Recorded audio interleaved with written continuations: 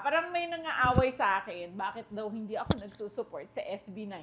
Eh, parang, nagbi-BTS ako. Tapos parang, may nagsasabi sa akin na hindi ka dapat nagsusupport yan kasi dapat you support the Filipino, eme, ganyan. Oo. Tapos sabi ko, ano mo kayo na?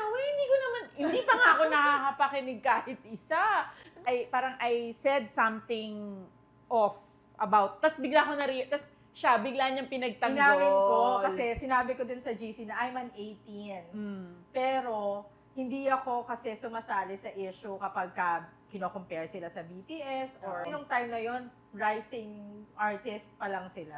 Pero I'm 18 na during the time. Pag may ganyang issue, yun, ganun ginawa ko sa GC, nagpakilala na lang ako na I'm an 18. Para alam nyo na may 18 dito, so dahan-dahan.